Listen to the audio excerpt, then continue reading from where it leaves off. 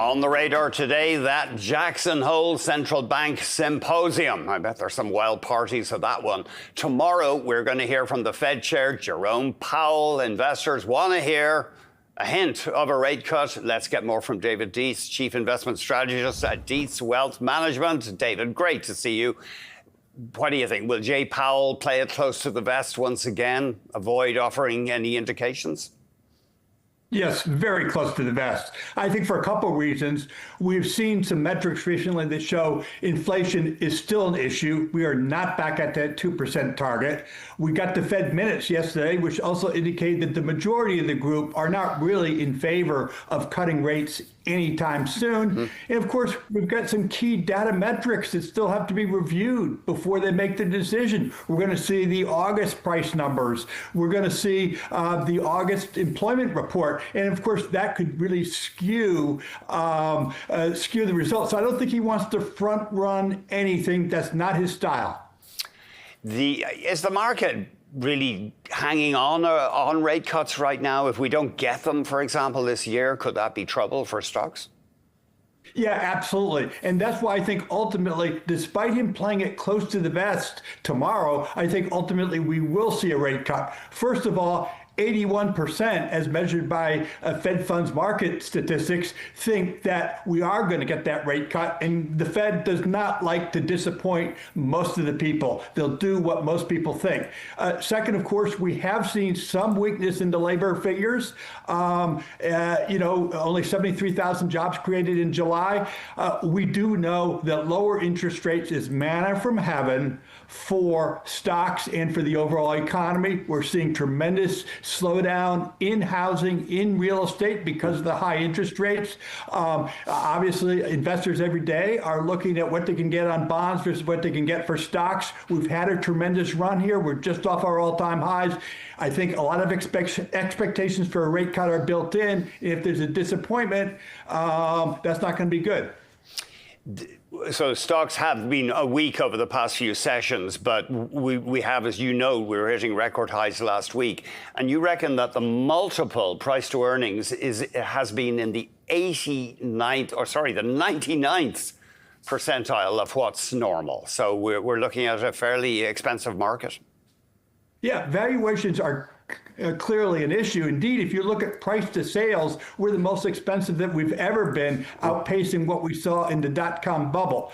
That's the bad news. The good news is when you look below those top-tier mega-cap tech stocks, valuations are far more reasonable. And although it is true, we've seen a pullback in some of these mega-caps over the last 4 or 5 days, other sectors seem to have picked up the pace, including real estate, healthcare, and energy, suggesting investors are not leaving the market. They're just rotating out of those very expensive mega cap techs and looking for better value in other areas of the market that have been less loved so far.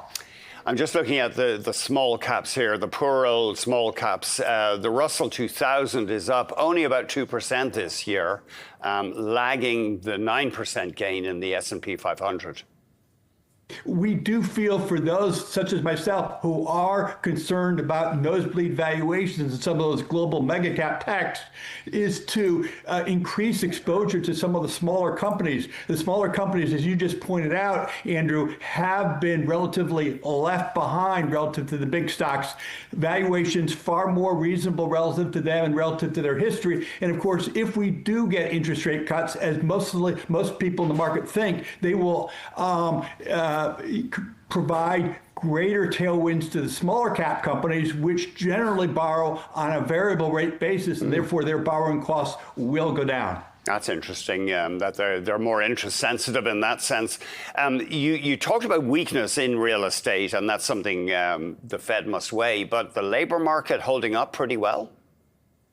So far, but we did see, of course, a much lower than expected job creation in July, and there were downward revisions in the prior months. So it really bears careful scrutiny, and that's what the Fed's going to have to look at. They've got that dual mandate, inflation and labor, and if that labor market starts to weaken, that is going to be another factor that could tilt them into cutting rates not only in September, but in the future. That's what makes this August jobs report, which we'll get in the first Friday in September, it's so important for investors to dial in on.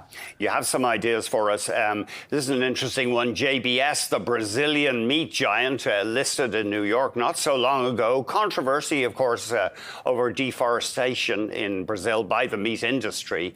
You like the look, though, of this stock profit-wise?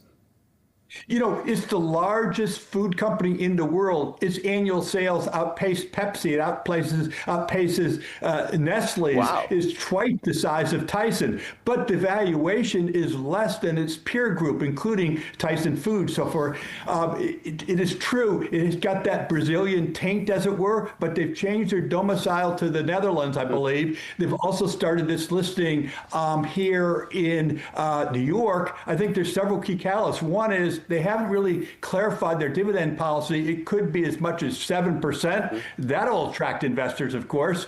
People are just starting to learn more about the company. They're also planning to invest $1 billion a year in building out their production capacity, including an American sausage company. So we think that there could be a re-rating this stock, which could potentially double it over the next 2 to 4 years. Another idea you have, Schlumberger, the oil services giant. You say the stock's been pushed down unduly because people aren't keen on the oil patch? And no one likes the oil patch. Everyone wants nuclear or they want electricity generation. Right. And of course, currently, the energy patch is out of favor because people think that there may be some sort of a peace or a more peaceful situation in Ukraine, which could release more oil in the market. OPEC Plus, of course, has talked about hiking their production starting next month. But we think a lot of that's factored in. And when there is that macro uncertainty, go with the very best in the industry. Schlumberger, oil services champion.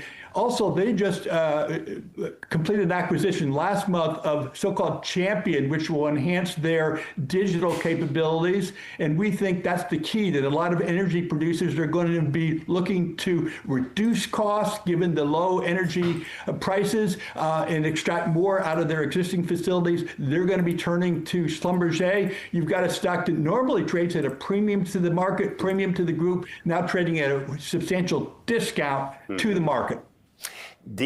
Your last idea, we were tight for time, but it's a fascinating thesis. Molina Health. Now, it's a smaller insurer than United Healthcare, but it's been caught up in the sell-off in the industry. Yeah, so it's a Mid-United Healthcare. The problem in the industry is healthcare costs have surged faster than premiums, so therefore their profits have been squeezed. It's affecting the whole group. But I think a couple things. One is ultimately the profitability will be restored as premiums go up. At the end of the day, we've seen this in other forms of insurance where their hurricane costs or whatever go up. Ultimately, they raise premiums and bang, they're back into the driver's seat. We think that will happen here. We also like the fact that Warren Buffett just kind of put his stamp of approval on United Healthcare. They're the big player in the industry. We think if United Healthcare does well, it will bring up and float higher the smaller players like Molina.